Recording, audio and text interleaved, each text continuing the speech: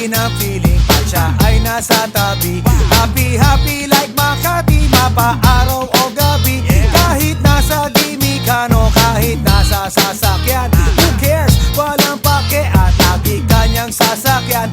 Happy, happy kami mula Linggo hanggang Lunes. Nang bigla siyang magpaalam, pupunta daw sa US. 2 linggo sa LA, 2 linggo sa Manhattan. Sambuan walang kwentuhan at sambuan walang sundutan. Pagbalik sa Manila, ako ay nananabik. Mabaliw-baliw ako sa kanyang mga halik.